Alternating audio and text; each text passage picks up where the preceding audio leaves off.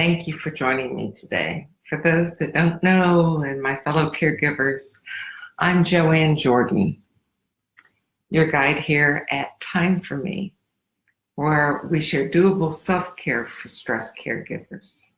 Today, we're dripping thoughts about knowing if we are asking too much. Many caregivers struggle to ask for assistance. Once we do, we may struggle with doubts. Among them, am I asking too much? How do we determine whether we are asked as too little, too big, or just right? Yes, I could have called this the Goldilocks edition of asking. Sort of sounds like it.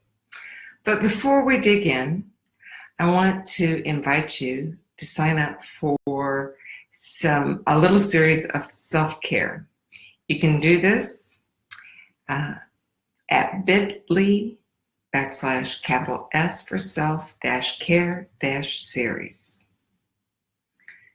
Self-care involves asking for assistance, determining what, when, and who to ask are part of it. Sizing the ask follows the answering of those questions. In the previous drip, we touched on our fear of the perception of others. Their perceptions may be keeping us from asking for support. Our concerns of being looking silly or weak or something. Taking what we discussed last week, your modified self-talk might sound more like this now.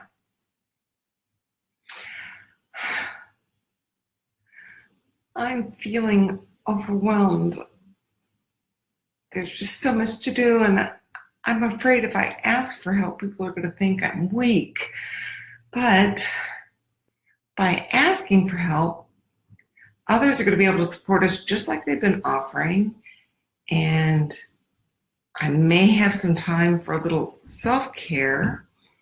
It will also allow me to spend a little bit more time, be a little bit more present with that person I'm taking care of. Okay, here I go.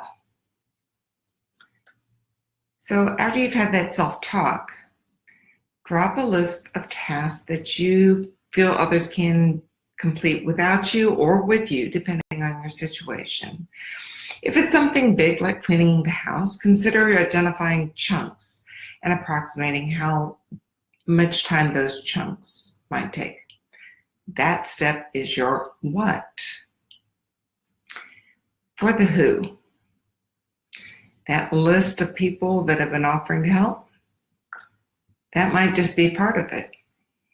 It could be neighbors, it could be family, it could be friends. Whatever.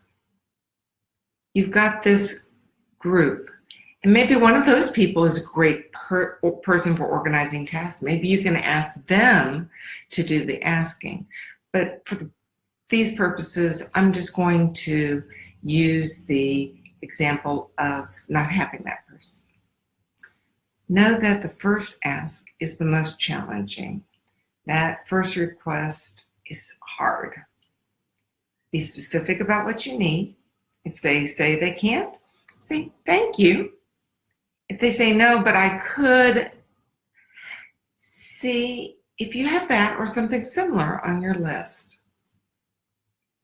As you go through this process, you'll become more adept at sizing the request, sizing the tasks, and feeling more comfortable in the ask.